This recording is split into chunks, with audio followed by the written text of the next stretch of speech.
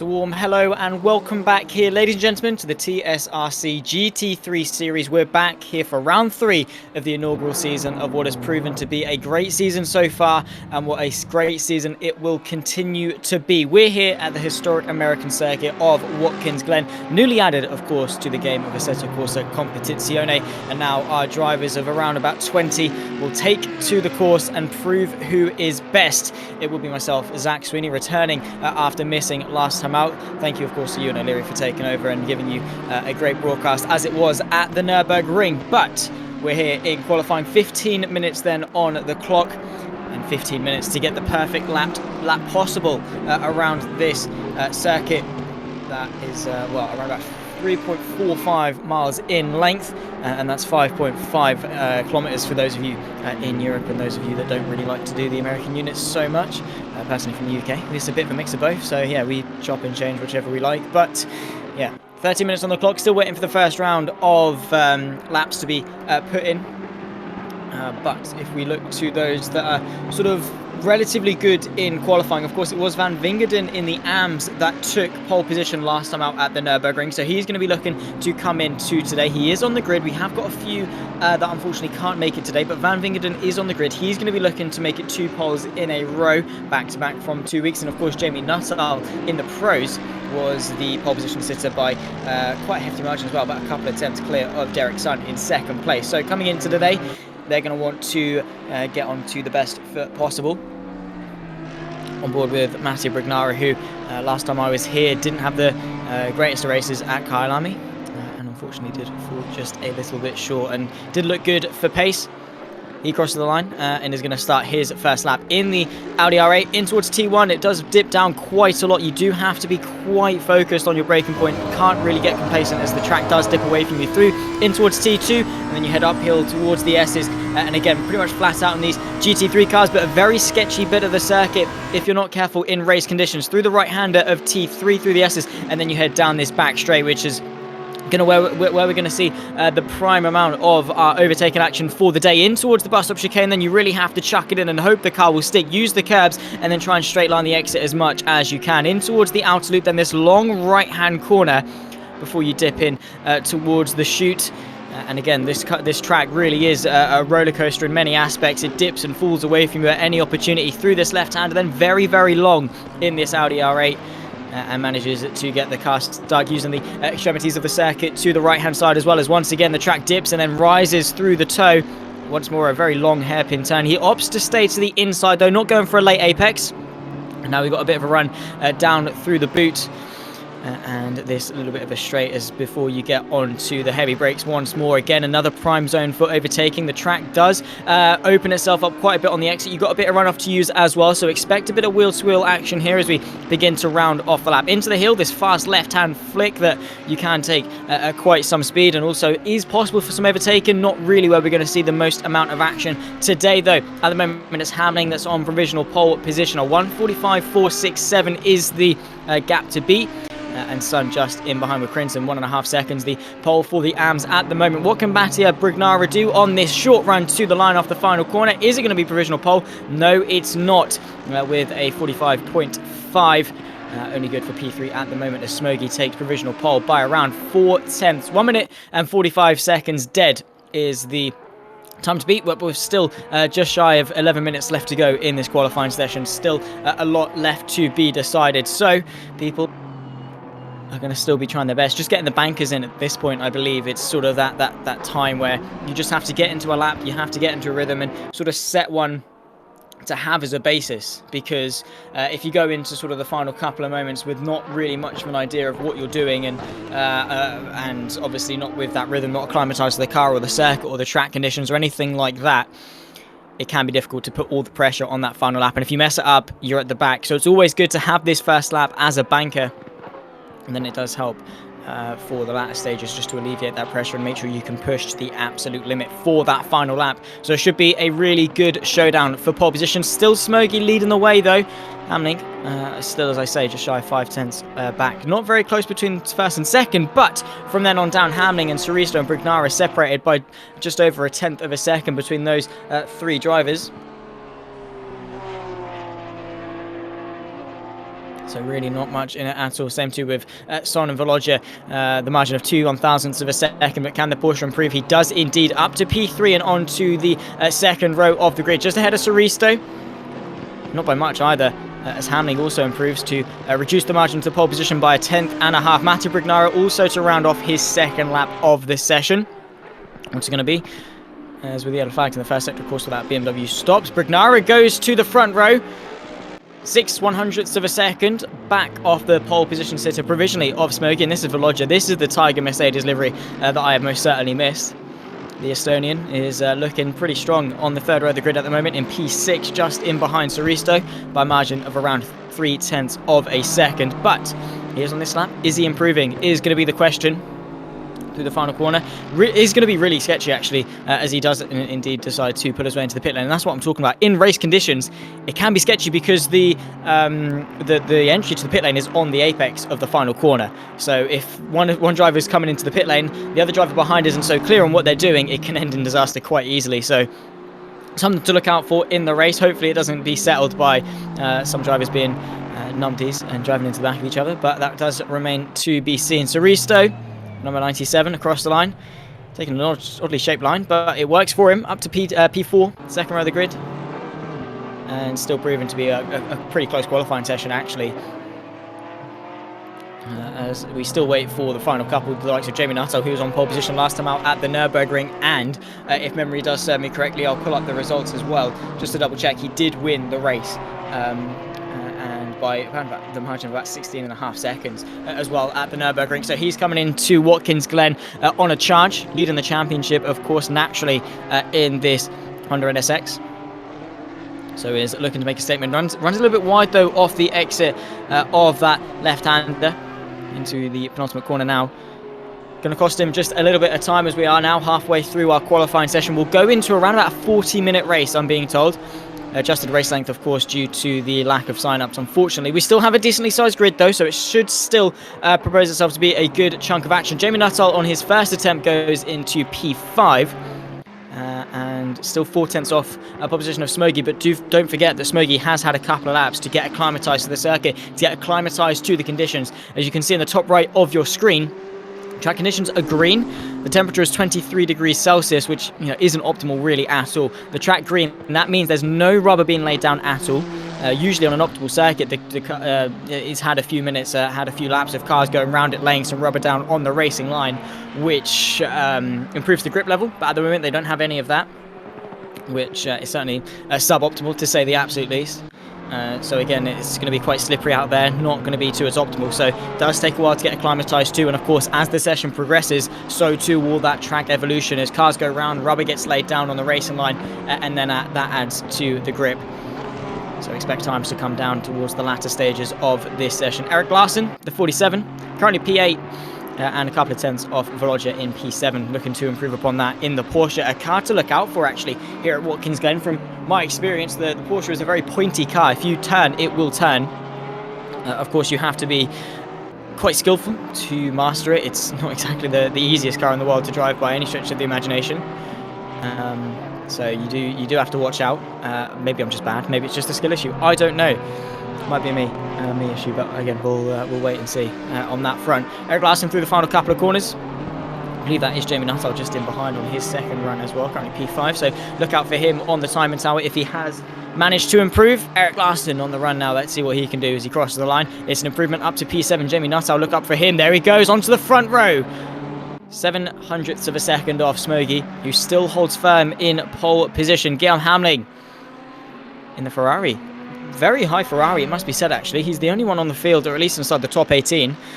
And as I will always say in ACC, the Ferrari is a good starter car. It's one of those all-rounder. It's not particularly exemplary in any particular field, but it does do the job as an all-rounder. Easy to drive, is pretty quick, and Hamling is proving that to be only about a tenth and a half off pole position. The top 5 separated by 2 tenths, a fifth of a second. Not much in it at all. Jamie Nuttall, though, still pushing the limits. He's sort of, I think he's fueled the car up for a couple of laps, which does help to just get into rhythm, because that's the thing, again, around a circuit like Watkins, Glen, particularly around any circuit, actually, to be fair, you do have to get into rhythm, you have to get into a flow. You can't just go out and Max Verstappen and do one lap and jobs are good and you've got pole position by 6 tenths. No.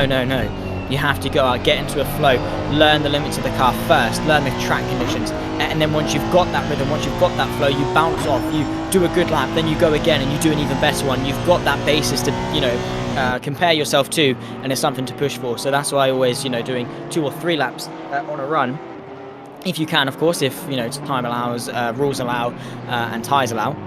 If you can do multiple runs at once, it will significantly increase your chances of succeeding and doing a better lap time.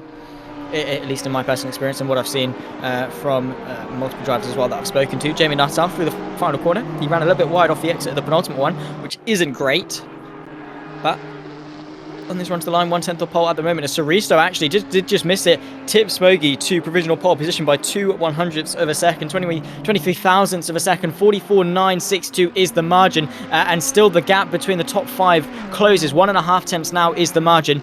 Not much in it at all, especially around quite a long lap, but Watkins Glen is 1 minute 44 is quite a long lap, so there's quite a lot of opportunity to make that lap time up.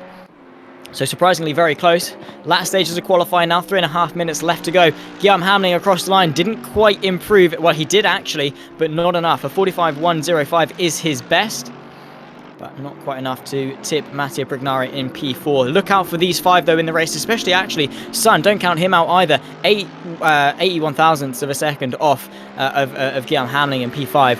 So not much in those top 6 at all. It's going to be a really good ride all the way to the end, I'm sure. It's going to be much more of a sprint race action today. As, oh, that's a bit of a slide actually. We just caught the tail end of that from Velogia. Got a bit sideways. That's going to ruin his lap, unfortunately. Daniel Crimson in the Lamborghini. Pole position for the amateur class at the moment, and I do have to apologise actually to any of the pros or the AMs or anything. I didn't know at Kyalami, I'll be completely honest, and that's on me. It was only really when I was watching Ewan and he was talking about the pros and the AMs, I was like, hang about. Yeah, not great. So I do apologise for that. Completely professional on my part, I'm sure, to completely miss the fact that there's 2 classes, pros and the AMs, but Crimson is settling himself in well. Talking of the split between pros and the AMs, you can see there Andrew Pike in P9.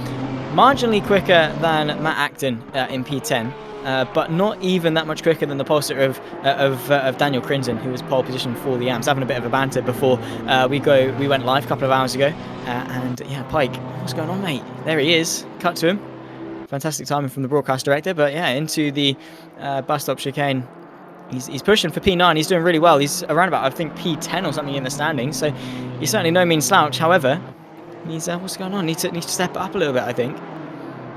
Then again, I suppose at least his favourite speeds aren't Werther's originals. And as opposed to Acton, I'm sure his favourite thing about 25-year-olds isn't the fact that there's 20 of them, it's the fact there's only one of them. But I guess that's better than Leonardo DiCaprio, who leaves them after they turn 25, I suppose. I mean, there's ups and downs to everything, I guess.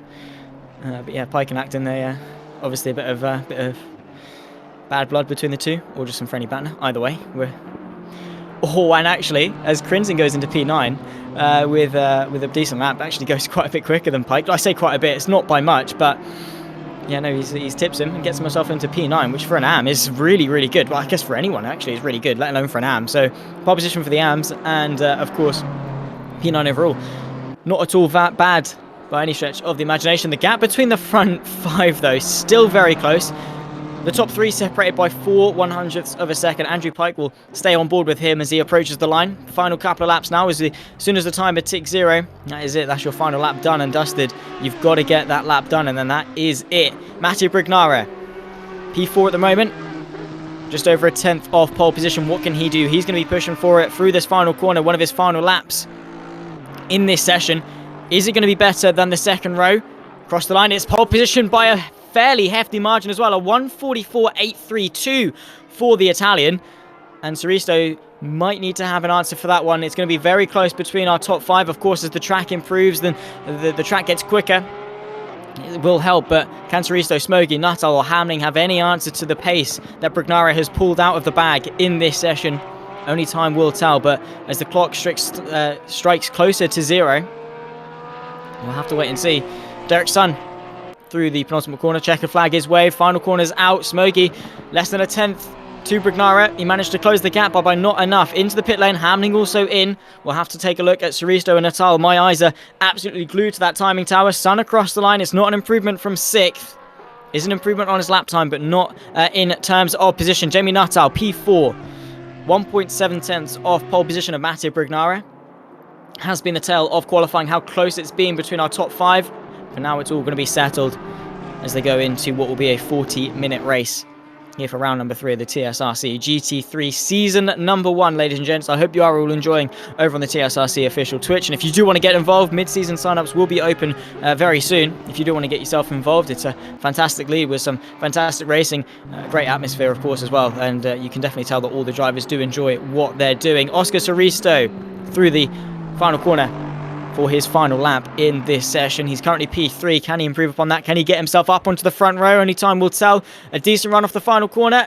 It is good enough for second place, but only just half a tenth between himself and Smoggy. Now Jamie Nuttall, he's pushing the limits. You can tell that by the fact that he is completely sideways off the exit of that third to last corner. Now through this left-hander, swinging it through on the limit for sure is this Honda NSX. He's rugging it. Very, very close all throughout the last 15 minutes. But on this final run, can Nuttall get yet another pole position in his bag? Across the line, it's not enough. He matches Smoggy to the 1,000th of a second. But because Smoggy did get the job done earlier, he manages to retain the position. But if you just look at how close the front 2 rows are, less than a tenth of a second separate them. And as we go into this next session, 40 minutes on the clock, it will be Mattia Brugnara that takes pole position. He'll be joined by Oscari Suristo on the front row of the grid, with Smoggy Nuttall making it a matched second row of the grid in 3 and 4. Guillaume Hamling rounds off the top 5 with Sun in P6. Andrew Pike manages to improve to P7 at the end of the session. Larson will join him on the 4th row of the grid with Lodger and Crinton rounding up the top 10.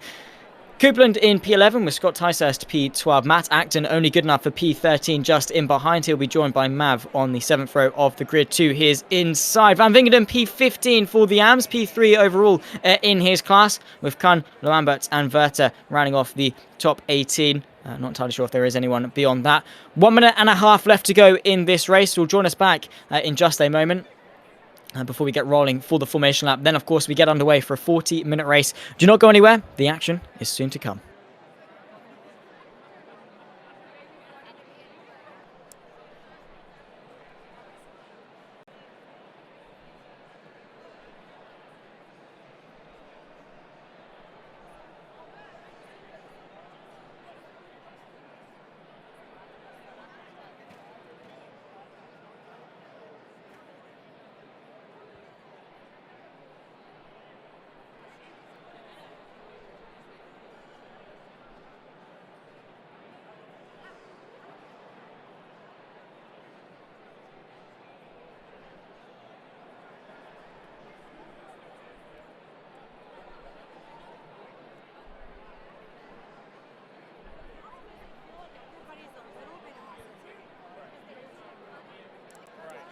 Seconds.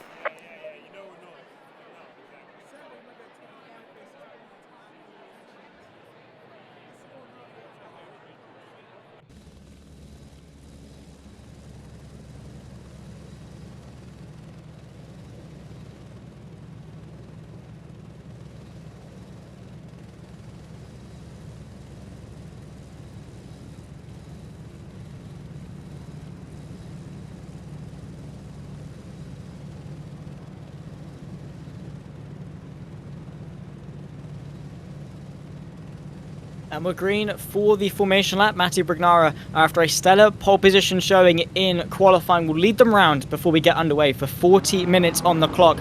Round number 3, as I say, of the TSRC GT3 series.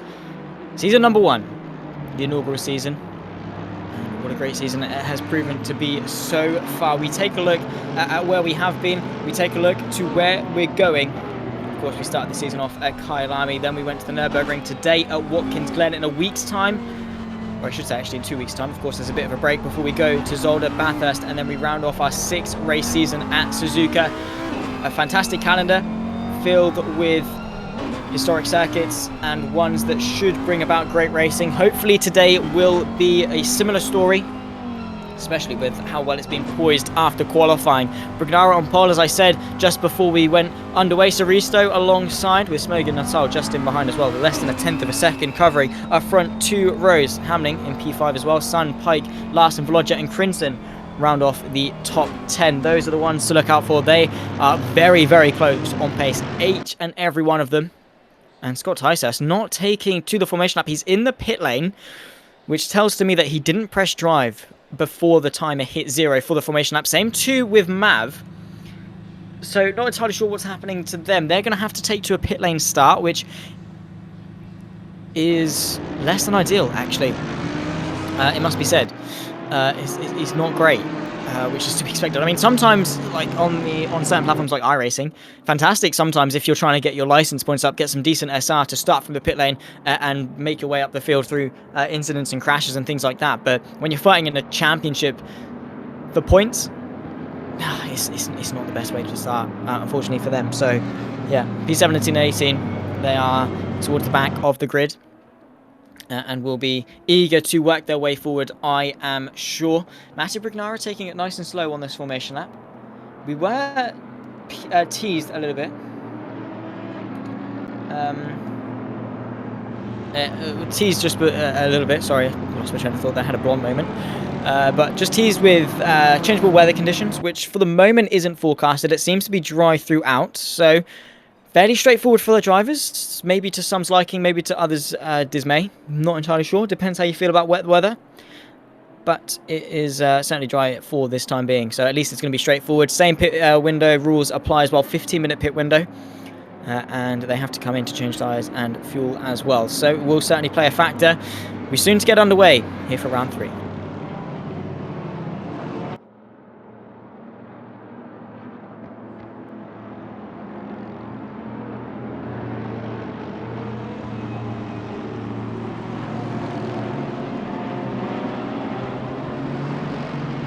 They line up in double file then, ready to get themselves underway. The green flag will be waved here at Watkins Glen. Through the final couple of corners now, Brignara in the Audi, Saristo in the Aston Martin to his left-hand side. Over the outside as they barrel their way down in towards T1, but might give them a better run down through in towards the inner loop chicane, the bus stop chicane. You can see they line up 9 rows deep. 18 cars take to the grid today. Brignara controls the pace as we ready. 40 minutes on the clock. Less than a tenth separate the top 4 in qualifying. What's going to come about today? Who's going to come out on top? Not much separates them in the Drivers' Championship either, so a lot of questions remain unanswered, and a lot will be answered after today. Brignara on this home straight, waiting for the green flag to signal us underway. Waiting, waiting, waiting. The adrenaline will be pumping. The green flag is waved and we are go. Brignara gets a stellar launch from pole position. Smokey trying to get to his inside. 3 abreast as Nuttall fills the space to the left. The Mercedes to the inside. That's Smokey up into second. There you can see Saristo trying to go the long way around but can't quite. Jamie Nuttall has to sit idle. Going to opt to go to the inside of the Aston Martin as they run their way through the S's for the first time. Uphill through the right and then the left. A dominant start so far for Matej Brignara. Completely unchallenged as we see Hamling and Sun side by side for P5. It seems that Sun has been able to get the best of him. Larson and Pike trying to get into the mix. In towards the bus stop chicane for the first time, and Smokey is in second place, but under pressure, it must be said, as they run through, and it is Smokey that stays ahead of Saristo and Nuttall for the time being. Hamling, unfortunately, dropping down to P6, but a great start it has been, a very clean start as well. One that Matej Brignara is not going to shy away from one bit in that Audi. Completely dominated that launch, didn't get pressured one bit. And that's all you really can ask for. Here's Coupland to the inside of Crimson, who runs wide through the toe. It's going to invite at least 2, maybe even 3 cars in, as you can see Mac Acton now going to the inside of the heel and is going to get that move done. It should be a fairly easy affair as well, and he is ahead just before the corner 2 for good measure.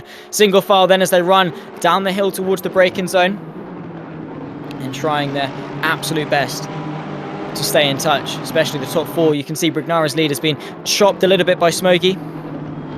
who is now trying to be relentless, as unrelenting as possible, and pile on that pressure. Brignara did himself a world of favours in retaining that lead through T1 and of course for the majority of lap 1, but he has to maintain that pace throughout this race, and Smoggy's not going to let that happen. All that's hammering into the wall in the background as well. I think we just saw off the penultimate corner, he did take a fairly sizable whack, and you can see the majority of the cars coming through. I think he wants to get into the pit lane. No, he doesn't, so he's carrying on, but he's going to lose a lot of time, a lot of momentum, and maybe even a bit of damage to that Ferrari. To the inside goes Lamberts. He has a look towards T1, not quite close enough on this particular occasion. Yeah, very close, very decisive, and any small mistake like that can certainly prove to be decisive. You have to be on your toes, especially at a circuit like Watkins Glen, because it will bite back. Jamie Nuttall on the back of Oscari Soristo towards the bus stop. Not on the brakes for long enough in these GT3 cars to really send a move to the inside, but you can certainly set yourself up in towards the outer loop hairpin. Quite close enough there either for Jamie Nuttall, so he's having to bide his time, but not the really good launch that Soristo would have wanted in this race. Now Jamie Nuttall going to go to the left, then duck to the right, not quite late enough on the brake, so Soristo hangs on for now. Meanwhile, Sun is closing that gap. The more they fight, they reel in the Porsche and they lose touch of Smoggy and Brignara up in front. So Jamie Nuttall needs to be clever about how he judges this battle, how he gets through on that Aston Martin, which seemed really quick in qualifying. Hasn't quite been the case today. He gets a fantastic run off the toe, now through the boot towards the hill. He's going to need to be brave on the brakes on the outside. He has done that indeed, but Soristo holds firm on the inside. Jamie Nuttall going to go the long way around, sweep his way out, uses the full extent of the track on the exit, actually dips a wheel off, and then into this next left-hander. He is going to claim the corner, but the Aston Martin giving him a run all the way around the outside. Bit of a twitch though from Soristo, and that might actually allow Sun to the inside of the penultimate corner. Not quite close enough to go for it, but really is reeled into this fight now as Jamie Nuttall is through into third place. Rounding off the second lap as well, and Jamie Nuttall in that Honda NSX is going to want to push for the top two and just hope that they start to fight, but already on the defensive is the Honda. Has to pull it back to the left-hand side though, because he is confident that the Aston Martin of Oscar Soristo, I've been calling him Oscari this whole race. Apologies for that, Oscar. Yeah, I'm not entirely sure where that came from, but yeah, no, Soristo is still there, still putting some pressure on in the slipstream, of course, but in doing so, in their little skirmish, they've lost 1.5 seconds to the top two, and it might actually grow because this run that Soristo has got off the S's, now down the back straight to the left-hand side, the outside of the inner loop chicane is going to certainly be brave, forces Nuttall on a compromised line, but can't do much with it. Can the Carbon Fox Racing Aston Martin? So has to still opt to play second fiddle. Jamie Nuttall is going to be furious in the cockpit of his Honda. He's going to be saying, come on, let's push forward. We need to catch to the top two of Brignara and Smoggy. Otherwise, we might be in trouble and might not have the chance to fight them later on. You don't have time to think about that either, of battle too early on. As that's a send from a Porsche of Sun to the inside. Luckily for Soristo, he's managed to hold firm and hold his nerve on the outside line of that. But yeah, it's a 40-minute race. You have to think long game. You know, yes, it's a sprint race. Yes, you don't have long on the clock, but you still have to position yourself and poise yourself better and think, where do you want to be come the end of this race, come the final 10-15 minutes? Where do you want to be on the track? As we see Scott Ticehurst on the back of Lamberts into the heavy braking zone. Has to concede, though, to his fellow Audi. And you can't quite make the move stick. He's going to come back, though, to the left-hand side. That's going to be brave on such a tight line. Side by side go the 59 and the 352. Lamberts still stuck on the outside, and Ticehurst, despite the bit of a twitch on the exit, has managed to get the move down up to P14. Yeah, you still have to work together, as I was saying, with Jamie Nuttall, Soristo and Son. They don't want to lose touch of the front guys too quickly. Ashley Coupland on the back of Matt Acton, also with Hamlin and Kriensen just in the background of shot in towards T1 as well. Has the Ferrari been able to make amends for his bit of an off? Started from P5, of course, did the Ferrari. Was only a couple of tenths off pole of Matteo Brignara, but after a bit of a spin off the exit of the penultimate corner, finds himself now down into P12. Certainly is suboptimal for him. And is going to have to nurse a bit of damage. Kriensen did fall victim to the Ferrari, had to concede the place. So down to P12 for him, up to P11 for Hamling. Still close between Brignara and Smoggy. They've been trading the fastest lap. I've been keeping my eye on the battle. At the moment, the gap is around about 5 tenths, 6 tenths, and has been fluctuating around that. They are very equal on pace. Jamie Nuttall, though, I've noticed, has started to reel in the battle as well. Drops Soristo by the margin of a couple of tenths, and you can now see we'll have a look at the timings. 7 tenths separate the top two, 1.6 seconds back to Jamie Nuttall and Suristo. That's remained at a margin of around about 7 tenths. This is interesting. Gardner Mav on the back of the Bentley, going to dart one to the inside. Verta trying to get past the Audi of Lambert, but can't quite do it through the uphill right-hander of the toe. Not quite close enough, but a three-way fight nonetheless for P15. Mav, of course, in a separate category to these. This is the fight for P4 in the AMS, and to the outside goes the Finn. He's managed to make that one stick, fair play. Hasn't quite got the move done yet because the Audi going to give him the squeeze into this next left-hander. Is he going to be able to go the long way around and sail around the outside? Indeed he is. Verta gives him a wide berth on the outside and has to tuck in. Doesn't quite have the momentum to seal the deal. And into the pull-up corner as well for these three. They and then head into the quick flip to the right of the final one. Down the pitch straight, of course, they have to use the slipstream to the best of their advantage. And that could leave Lambert to be a little bit vulnerable. In fact, Mav actually going to dart one to the inside of Verta, side by side through the 90 of T1.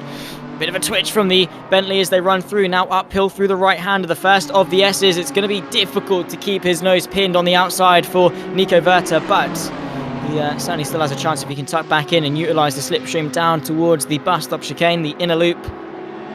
Meanwhile, though, Lambert has been able to get a bit of a margin over the two behind and create a bit of breathing space, but very late on the brakes from Mav. He's chucking that car in. The difference sometimes between Pro and AM, the BMW unable to get the move done, but he has a look to the inside. This is a fantastic fight, despite it being for the lower positions down on the grid.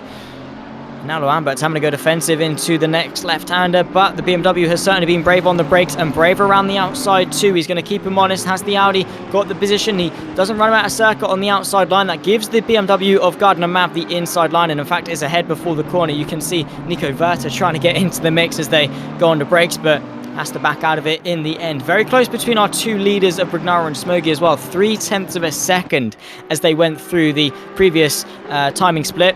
2.1 seconds back to Jamie Nuttall as well, who Suristo has been brought right back into contention with as well. Almost 10 minutes into this race then, and as it stands, Brignara leads from Smoggy, who just set the fastest lap of the race, a 44.8. Then comes Jamie Nuttall to round off the podium provisionally. Suristo and Son, your top 5. Andrew Pike up to P6 from P8 on the grid. Volodya P7, Larson 8th. Matt Acton and Ashley Coupland round off your top 10. But with only a quarter of the way done, 3/4 left to go, and of course the pit stop window to contend with as well. Still a lot of things to be made certain, of course everything provisional until they cross the checker flag, and even then after penalties and things like that it still remains provisional. So you have to make sure you don't get yourself into any incidents or make any silly mistakes. You've got to be in it to win it. And through the right hander of the outer loop to bring them back through into the chute sort of infield section of the circuit. Of course sometimes you use the full outer loop and come right back on yourself to create the shorter part of the circuit. We are on the full Grand Prix circuit of Watkins Glen, so you have to do the chute, toe and heel part of the circuit as well. But Jamie Nuttall is under a world of pressure still from Suristo and Son, who really haven't left him alone. He wanted to get through on the Aston and push for the top 2, but that hasn't quite been the avenue that he was hoping for, really. He sort of lacked some pace when he got in front, so it all comes down to the start and how hard they fought to begin with, and have since lost touch of the two in front. But if they start to fight, if Brignara and Smoggy go for some silly moves, do not count Jamie Nuttall out at all in this series, because yeah, he is very, very quick indeed. Last time out, Nürburgring did a very good job. He is leading the way in the standings ahead of Jack Young and Brignara, who are tied on 24 points apiece, taking 2 wins and wants to make it 3. The gap between himself and Brignara is only a margin of 7 points, so wants to limit the damage. Son with the fastest lap on that previous lap, so matched in pace, but not matched on track, it seems. 97 P1 by the end. Who's that? The 97 is Suristo. He's got some fans in the Twitch chat. Of course, if you are watching along by the live action, do make sure to come and check in and have a chat. Tell us who you're rooting for and things like that. It'd be lovely to get engaged with you as the race progresses. But we've got some Suristo fans in the chat. He wants the podium at the very least, and he's on the back of Jamie Nuttall and keeping the pressure firm as we approach the halfway mark. 28 minutes left to go in this race. Round 3, as I said, the TSRC GT3 season number 1. Thank you to everyone who has supported the series season so far. Anyone driving, signing up, getting involved, all the admins behind the scenes, all the race directing and things like that is not an easy task by any stretch of the imagination. Thanks to anyone who's tuning on, you know, friends, families, just general casual viewers of the series. We love to have you in to watch the live broadcast. It's always a pleasure, of course. This is only my second stream of the series, but I can already tell that it's going to be a great season of racing, because so far it has been. Yes, Kyalami was a little bit on the wayside in terms of action, but the pit lane and things like that, the midfield fight was really good. Nürburgring as well. Ewan O'Leary, who replaced me last time out while I was racing, was doing a fantastic job at calling all the action as well. So it really is a team effort. So do have to appreciate each and every single person that is involved with getting a series underway, because, as I say, it's certainly no mean feat, and a lot of series do sink under the pressure of having to maintain it. But so far so good for the TSRC GT3 series. Still with this fight for P3 though, as we focus our attention back to the action. Jamie Nuttall, P3 firm, and keeping Smoggy and Brugnara in his sights, just unable to make those crucial inroads that he would have wanted after getting himself up into P3. Same too with Soristo and Sun. They want to press forward and get up into second place. That's probably why this battle hasn't materialized as much as we would have thought. Maybe waiting for the pit window though, because that is open now. They've got 15 minutes left to come into the pit lane. And then of course we'll have to come in, refuel the car if they need to, which shouldn't be the case. I think they just have to take tyres.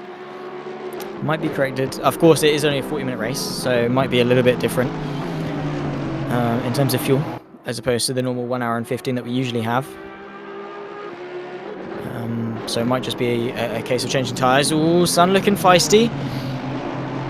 Of course, Oscar Soristo didn't have the best of launches off the exit of the previous left-hander, and of course that did put him vulnerable to the Porsche, who has just been sort of sat idle, waiting for the prime opportunity to find a way through. He's got the pace because, at least on one lap, he's matching Brugnara and Smoggy consistently with that purple lap banner next to his name and highlighting his position. He certainly knows his way around this circuit, certainly got some pace locked up in that Porsche and just waiting to use it really. Being third place in a train, it sometimes is the better place to be, because if the two in front of you start to scrap, then you can certainly make some progress, but it is awkward in order to make some progress on second place, because of course he gets all the same benefits that you have on him, on the guy that's leading the train, slipstream, etc. and things like that. It does make it sort of a stalemate between you two until second place in the train sort of grows up and does something to first place.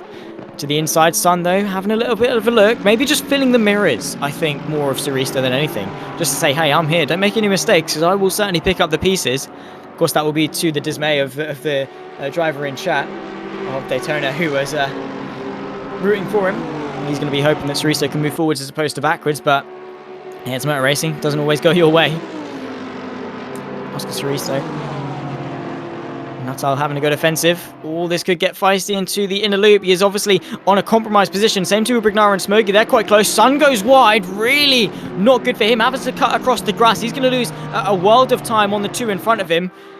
Not the best way really to go about things at all. He's lost at least about a second. A few car lengths at best. But Soristo practically pushing Nuttall through. You could see he certainly looked feisty for a move in towards the bus stop chicane, but couldn't quite materialize it one bit.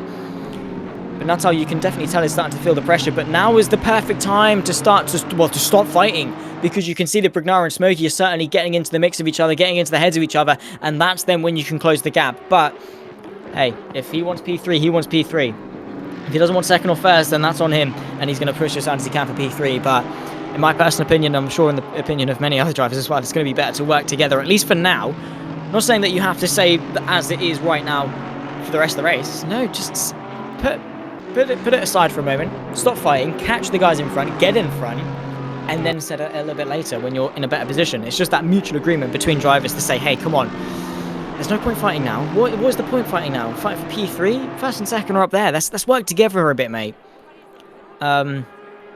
Which, yeah, it benefits both of you.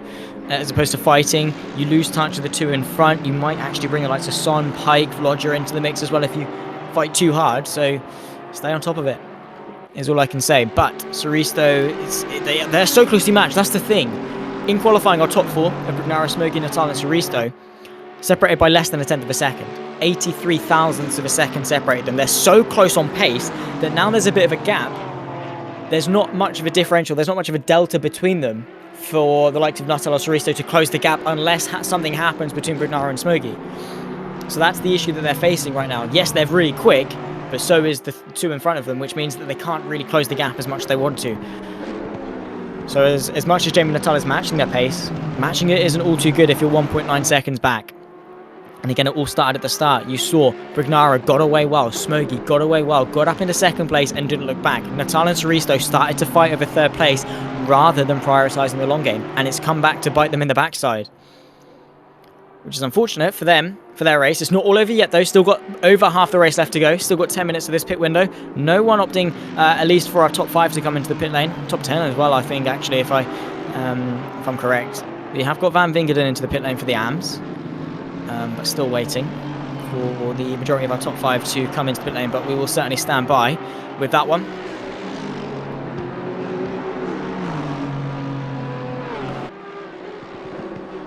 Through the penultimate corner for Soristo, still on the back of Nuttall, and into the pit lane, the first of the front to come in. So Smoggy, the German, in the Mercedes, now putting in down pit lane, and is going to try and get the undercut on Brignara. Maybe now is the perfect opportunity to get some clear air. Hopefully he doesn't come out in traffic for his sake, but if he can get some clear air rather than being stuck behind Brignara, because while Brignara is quick, Smoggy did look even quicker at the early stages of this race, was able to close the gap back up. So maybe a bit of clear air will do him some good, but now is crunch time for the likes of Brignara, Nuttall, Soristo, Sun. They all need to push as hard as they can. Smoggy into the pit lane, not up onto the jack, so his tyres are fine. It's going to be a splash of fuel to the end then. And Soristo and Nuttall working together nicely, at least for now. As I say, put your differences aside just for a moment and think long game.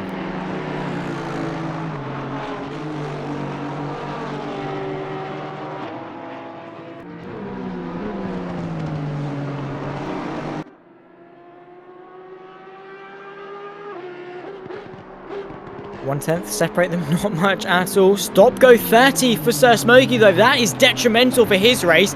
Obviously he was speeding in the pit lane, but we have to talk about that in just a moment, because here comes the move from Oscar Soristo for provisional third place in this race. Net P3 after the pit stops final themselves out, or will it be P3? Because Smoggy with a 30-second stop go. This is the fight for second place between the pair of them.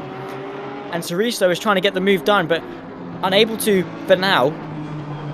But you can definitely tell he's looking feisty, trying to put the pressure on. 2.8 seconds between themselves and Brignara. A little bit wide, and all too wide for Sun as he clatters the barrier through the third to last corner. But talking about Smoggy speeding in the pit lane, that's all I can really account for. Is Soristo into the pit lane, going to try and use some pace to get past M2 with Sun as he dives his way in very quickly. Neither of them, I think, sped. They took it nice and cautiously, but it's a small mistake for Smoggy. It probably could have been to the region of about, you know, a kilometre or 2 or whatever it is, kilometre an hour or 2. Not much in it. Really not much in it. But unfortunately for him, it's another trip down the pit lane and a stop for 30 seconds, which is going to be detrimental for him. And oh, that's what can happen when the pit lane is sort of set up like that. Kun and Loambert come together. They block the pit lane entry. One of them has to get going, and hopefully no one decides to come in. Loambert wanted to carry on, but surely he should have just come in and, after the damage was already dealt, to come into the pit lane there and then. But oh my word, Kun, what was that?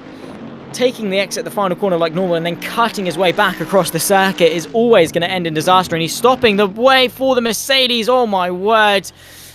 That was Smoggy, I think, coming back in to serve his stop and go, or at least it was one of the Mercedes. Not entirely sure who, but that's dodgy. You cannot be doing that. You cannot be sat stationary on the entry of the pit lane. Maybe he was getting his car restarted or something like that, but it certainly doesn't take that long, and the original incident, it should never have happened. So, yeah, dodgy, but it's just one of those awkward things, I suppose. But yeah, still cannot be doing that. I guess that is down to the track as well, but if you use the pit lane properly, you'll have no issues. If you just stay to the right as you head in, rather than taking the last corner at full pelt, those things won't happen. It's unfortunate for Lamberts as well, because he really was just a passenger in that, and there's nothing he could do.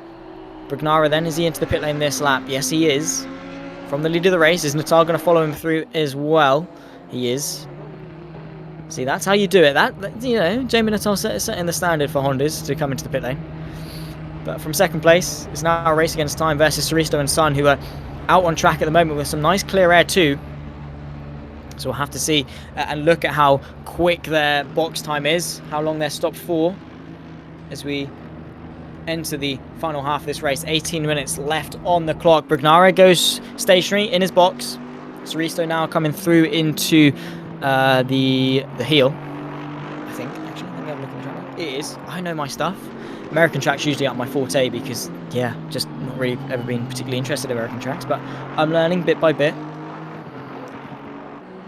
And I do know my corner names, somewhat. I'm definitely not just looking at a track map that tells me them. 100% guys, I promise.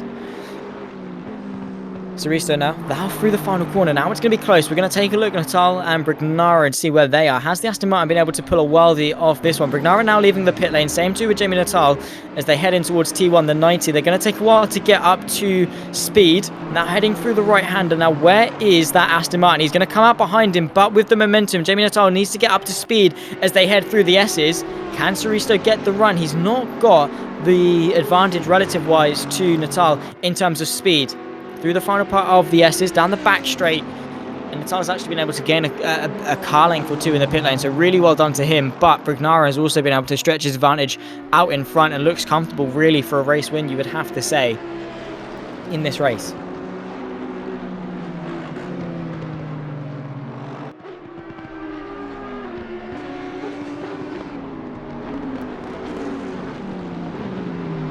Very close between the Aston Martin and the Honda of Jamie Natal. They've been practically matched on pace all race long. Unable to make inroads to Brignara.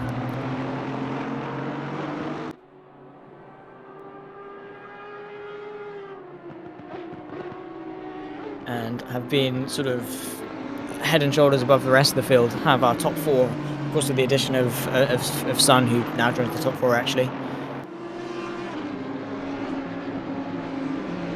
You have to say what could have been for Sir Smoggy in that Mercedes if he didn't get that stop go. Could he have managed to get the undercut on Brignara, because now he remains unchallenged for the rest of this race. So I can't see Natal or Soristo making much of a dent, but as the Bentley decides to come into the pit lane, that's going to put Natal offline a little bit. That's going to allow Soristo to close the gap and get a better run. Now coming down the main straight in towards T1. There's a bit of a gap on the inside. Natal's left it free, but the Aston Martin's going to opt to the left. He's not late enough to go all the way around the outside. Is he going to be trying to go for the over and under? Natal on a compromised line as they head towards the S's. You can definitely see the Aston Martin has got the pace advantage over him, but maybe he's too close to properly utilize that slipstream down the back straight, practically pushing him through now through the final part, through the left, then the right, that leads you onto this back straight. He's going to go to the left-hand side. Jamie Natal already on the defensive in that Honda. Has Soristo got the answer to it, though? Has he got the advantage? Is he late enough on the brakes? He's going to try it to the long way round of the bus stop chicane. He's got it stopped and soars his way up into second place. What a move there from Oscar Soristo. Very brave, very committed, and got the car pitched in perfectly. And of course, Jamie Natal did a great job. Respect to him. It takes two to tango to give him the space on the outside. But you have to say that Honda has been completely and utterly mugged there. A small mistake. Well, it wasn't even his fault. It was the Bentley of Nico Verta coming into the pit lane that then put Natal off pace, and then Soristo managed to capitalise on it. So fantastic job between the pair of them. Great racing, and I'm sure that battle is far from done. Guillaume Hamling on the back of Eric Larson towards the chute. Ferrari trying to make amends for what was a pretty poor start up to P9 from where he was in P12 after his spin. Trying to make it P8 though, as Larson defends into the next right-hander, the uphill hairpin of the toe. Down this sort of back straight bit of the boot, you can definitely see the Ferrari is menacing in the rearview mirror of the Porsche, who's going defensive to the middle of the circuit. Hamling though late braking, going to go to the outside, the long way around. He's managed to get that one stuck. Brilliant stuff from Guillaume Hamling, up in the 9th place. And yeah, well, Larson certainly wasn't expecting that one bit. Didn't quite brake late enough to claim the corner. Did the Porsche, and the Ferrari just said, yeah, well, cheers, mate, I'm going this way. And once again, those two fantastic moves by two fantastic drivers in the span of just one lap. And now with only 14 minutes left to go in this race, you have to say it seems pretty secure for a lot of drivers as Soristo pulls the gap ahead of Jamie Natal, who, after his pit lane sequence, his pit stop, isn't looking all too quick versus Soristo, who closes the gap a little bit to Brignara. Is this going to be a second stint resurgence for the Finn? Who knows? Only time will tell. Samuel Lambert, though, not having the best runs through the exit of the inner loop chicane. That will be. Had a spin. Of course, that Audi probably a little bit stricken after his blows with Khan a little bit earlier on. But it's yet another spin for Lambert, as the gap between Brugnaro and Suristo through that second sector was pretty much equal pegging. Oh, here's Derek's son. Oof, that is awkward for the Porsche, to say the least. He was, of course, he retains the fast lap at the moment. He was running P4, fantastic result as it stands, but it certainly could have been a lot more through the pit stop sequence, through his own mistakes as well. And that was one of them. That was an example of them. He's 1.7 seconds now off the back of the podium, and that gap is probably going to grow as well as we wait for the timing split to refresh itself. Not much that Sun really could have done. Well, actually, I say that. It's the complete opposite in this race. He could have done a lot more. His pace has been phenomenal. Now 4.2 is the gap. Small mistakes like that. The Porsche is not an easy car to drive. I will give him the benefit of the doubt for that. But when you're fighting for high stakes, for championships, for race wins, you cannot be doing that. And this is Daniel Crinzen going very, very slowly. Second place in the AMs. Scott Tysas leads the way for the AM category. Daniel Crinzen in second place in this Lamborghini. What this has done is allow the Nissan GTR of Van Vingeren to close in the gap. Maybe that was intentional. Maybe he got a little bit bored. Maybe he wants someone to race with. Not entirely sure why he was going so slowly. But what's done is done, and now he's got to commit to it. And now he's running in second place and trying to hang on to the Nissan. Hopefully we can see a bit of a fight for second place in the AM category, because it does seem that Scott Tysas is leading the way fairly comfortably, at least so far. And to take a look at the AM standings as well, we'll have a look. I think it is Tysas that leads the way. Indeed it is, only by 1 point over Van Vingeren. So Van Vingeren wants to limit this damage, does the Nissan. On the back of the Lamborghini, it's going to be a great way to do it. He's going to go to the left. The Lamborghini very tightly poised into the inner loop section, though it's enough to keep Van Vingeren at bay, who gets a bit of a twitch on in that very bulky Nissan. Volodja to the outside of, this is Andrew Pike, actually. Side by side now go the Estonian and the Brit towards the heel, and he's on the outside. He's just about going to be able to scrape his way past, take the apex ahead of the BMW, and up in a P5 for the Estonian.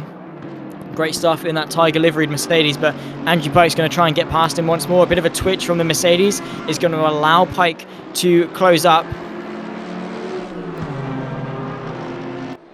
Maybe see himself back up inside the top 5, and for his sake he's going to hope so. But yeah, talking about that AM Championship fight, 31 points for Scott Tysas. That's going to be extended today as it stands. Quinten Van Vingeren in P2 and Daniel Crinzen in P3. So our top 3 in the championship are 1, 2 and 3 in the AM standings at the moment on track. Very, very close between all of them as well. So well, today marks the halfway point of the season. Round number 3, we go to Zolder, Bathurst and Suzuka to round off the second half. So you really can't be affording any bad rounds at all in this series, because there's not much chance to make back up for it. Van Vingeren trying to limit the damage to Scott Tysas and limit the gap that's going to grow to the outside of T1. He's late on the brakes, not quite late enough. Concedes the place to the Lamborghini, but tries to go underneath them on the run now towards the S's. Has he got his nose alongside? Not quite. So for P11 overall, for P2 in class, Van Vingeren wants to make a statement. They have got the Pro of Mav closing in, though. That could shake things up just a little bit. Do they fight for overall places, or do they keep it between them and in class? The Nissan trying once more to the outside of the bus stop chicane. Is he braver? Is he feeling brave on this occasion? The answer to that question is no, but he's certainly running a lot closer off the exit this time around. But at least for now, Crinzen is holding firm. And the Nissan, again, struggling to find a way through. Needs to set himself up a little bit better. He's trying the same thing. The outside of T1, the outside of the bus stop chicane.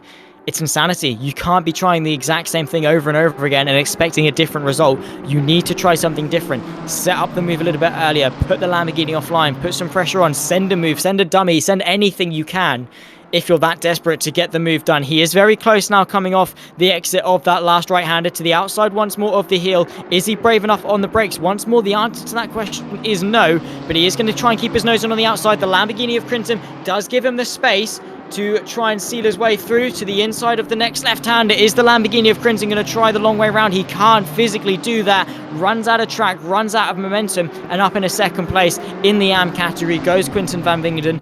The MSL Racing Nissan GTR has been running very well. Here comes Mav to the inside of Crimson, and now quickly becomes the outside of the final corner. And yeah, with Crimson running just in front of the pro car and battling with him, it's not helping his chances of re-attaining second place in the AM category overall today.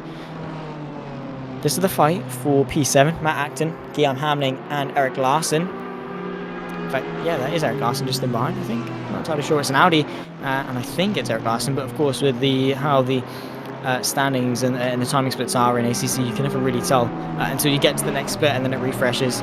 Eric Larson actually is in a Porsche, so that might be Scott Ticehurst. Again, not entirely sure, probably just a bit of lap traffic, but nonetheless, our attention is between these two for P7. Matt Acton in the Aston, Guillaume Hamling in the Ferrari. 7.5 minutes left to go of this race. Not long. The gap between Suristo and Brignara has been interesting. 1.9 seconds now is the gap as Natal tries to maintain that 1 second margin to Suristo. It's 1 second too much for Jamie Natal, though, after his strong showing earlier. Not being the race that he would have wanted. Here comes Hamling to the outside. Not quite good enough through the third to last corner. Might have a run towards the penultimate one or even the final one, or probably actually better off down in towards T1.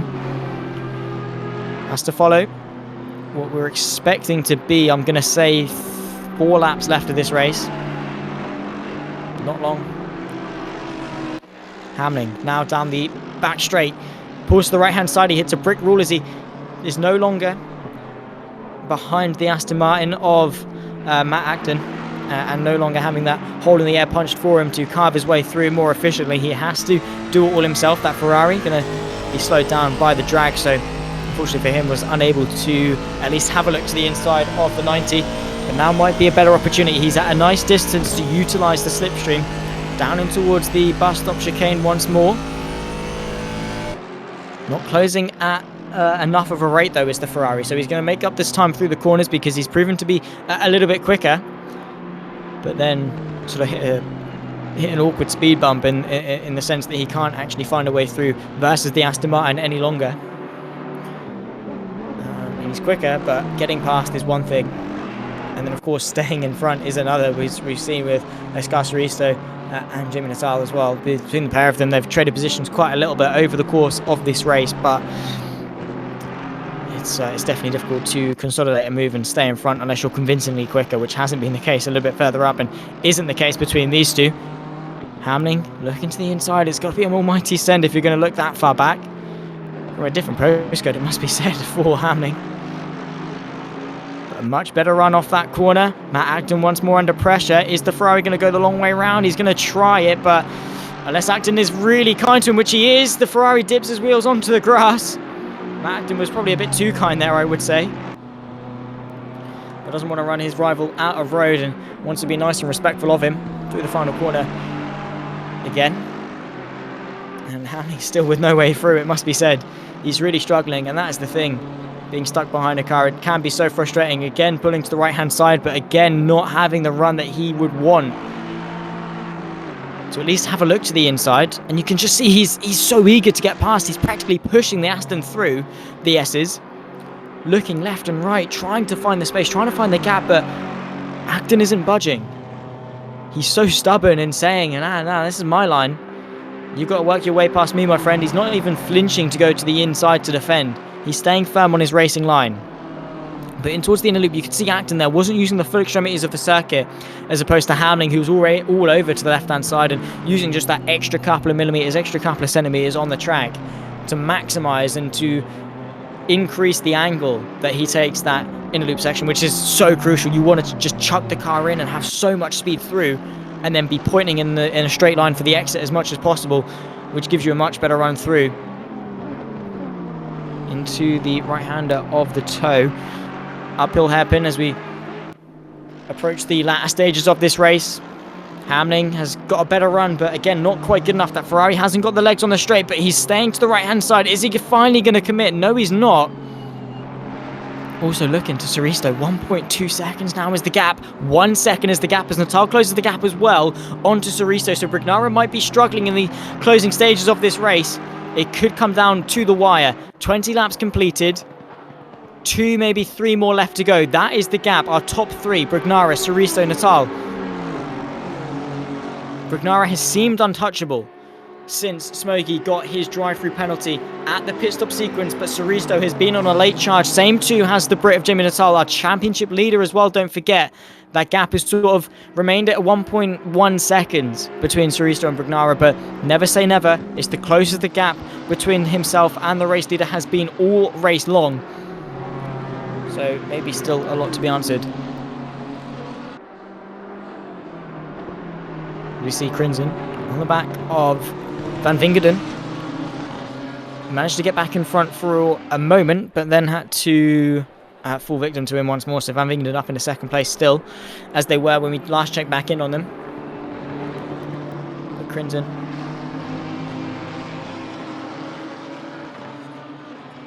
needs to find some pace if he wants to get second place in this race. Hamling to the outside of Acton. Is this finally going to be the move in towards the chute? He's certainly given it a go. Matt Acton has been renowned for giving him a nice wide berth on the exit, but he's got the better run in towards the toe.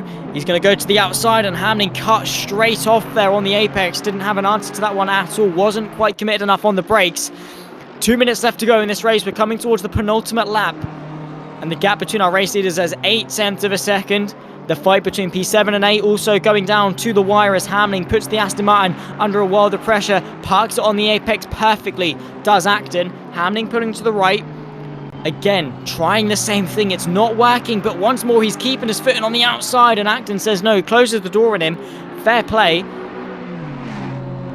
to the Briton, as we now are on to what I believe to be the final lap of this race. It might be close actually, with the gap between P7 and Brignara. We might squeeze an extra lap in here, but it is going to be close. That could play a factor in terms of fuel loads.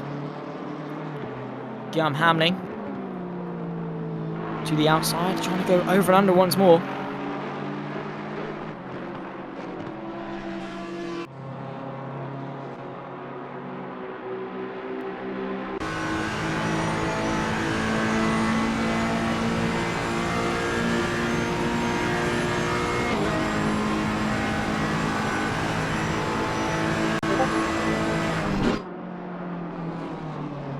Nothing through for Hamling at the moment versus Acton.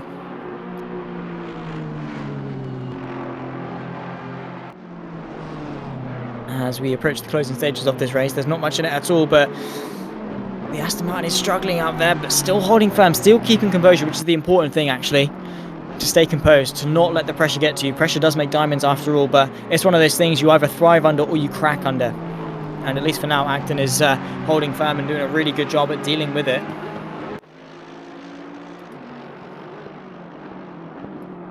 "25 seconds on the clock." Interesting to see where Brignara is, though. Is he going to get another lap in? If that is the case, that's going to be to the absolute delight. They are, with 18 seconds left on the clock. Suristo has one more chance in this race. It comes down to the wire.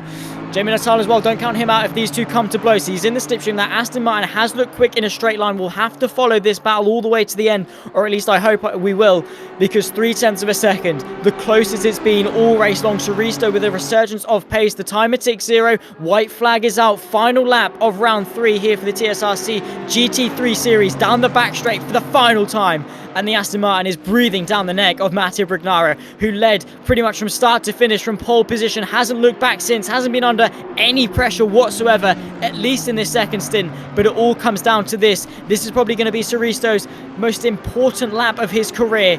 But you can see Brignara perfect through that inner loop section, through the outer loop section as well, and Suristo is running out of opportunities through every corner. He is one opportunity less of seizing victory here today.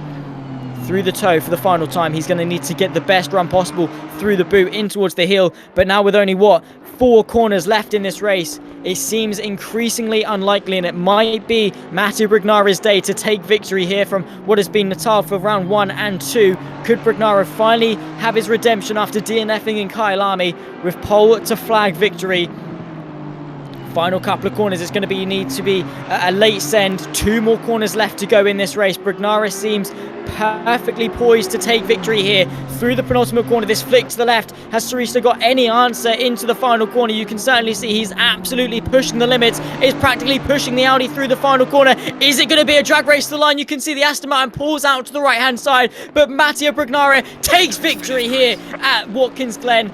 1.5 tenths was the gap between himself and Oscar Suristo on a run to the line, a drag race to the line. Jamie Natal as well, just a couple of tenths in behind that. What a race it was, as we see Derek Sun take 4th place. And Volodya, the Estonian, comes across the line to take a remarkable 5th place in this race. So close between the Audi and the Aston Martin on that run to the line. But Matteo Brignara, a deserved winner. Andrew Pike hangs on to 6th place in this race as well.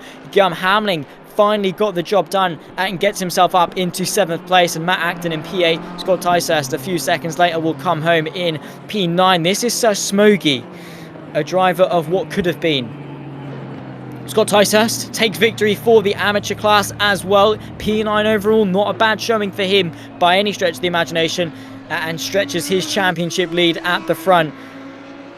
But going back to Smoggy, oh my word, what an unfortunate thing. I'm interested to know what that stop-go penalty for. It must have been for speeding, but again, I'm not sure. That is the best guess, but again, it's that small mistake that has drastic consequences. And it's P13. Fastest lap for him. He certainly had the pace. He put the pressure on in the early stages, but maybe we could have had a 4-way fight for the race lead. Looking, though, at the timing tower, Oscar Suristo is shown as P1. And Brignara isn't showing up at all. Not entirely sure as to what's going on there. Maybe he's disconnected from the session.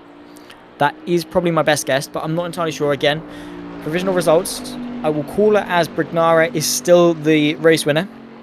Unless he's been disqualified, we'll take a look at the final standings. But that was 40 minutes of the race. There he is. And we'll go to the race results.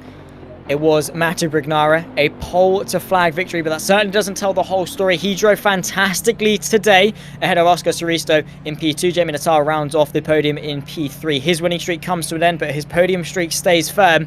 4.5 tenths separate the top 3 after 40 minutes of racing. Derek Sun P4 with Volodya rounding off the top 5. Then comes Andrew Pike in P6 with Guillaume Hamling P7, Matt Acton P8, and Scott Ticehurst P9 overall. The winner for the amateur category.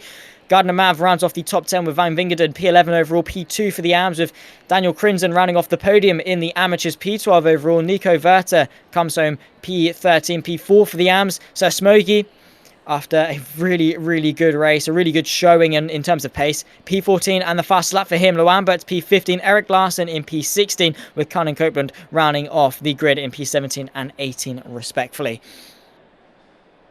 That's going to call our action then. After 15 minutes of qualifying and a 40-minute race, it's been an absolute pleasure to call this action, this fantastic action. We take a 2-week break before we head to the Belgian circuit of Zolder, where it should still be a fantastic race, I'm sure, to kickstart the second half of the season. And for the TSRC GT3 series, it should be a really good end. Of course, as I say, the mid-season sign-ups are going to be open very shortly to get yourself involved. If you are interested, if you are watching along at home and want to see what it's like to get involved, certainly do so. And we'd love to see you on the grid. Before we wrap up, though, ladies and gents, I have been given the green light just to shed some light on something that certainly is hitting close to home for me personally. Last weekend at Wilton Mill, a UK karting circuit, one of my close mates, Nathan Clifford, tragically, unfortunately, took a pretty hefty crash at the exit of the final corner. And for those that know, at Wilton Mill, that final corner, it's quick and the curb on the inside is deadly, and the track on the outside it's not very, there's not much runoff, and it's very easy for crashes, for things to go wrong there. Fortunately for Nathan Clifford, he is still breathing, he's still with us, which is all we can be appreciated for, but he was taken to hospital, airlifted to hospital, with brain trauma. He's been in a medically induced coma since. Now he's finally responding to things like thumbs up, and is opening his eyes for prolonged periods of time, which is really good to tell, and we track his progress very nicely. But yeah, it's phenomenal, the amount of support that he's received, and I hope everyone at home can send some prayers and thoughts to him and his family through what has been a really tough couple of days for him. But yeah, myself and Nathan, we haven't known each other long, but we have shared a lot of good memories together with esports and racing and things like that. So I really do hope he does get better soon. But yeah, with that out of the way, thank you for listening to that. And of course, thank you to listening to all the action here today for TSRC round number 3 here at Watkins Glen. What a race it was. That's going to round us off. I've been Zach Sweeney. Thank you for watching. Until we see you in 2 weeks' time as Zolder, take care and bye-bye.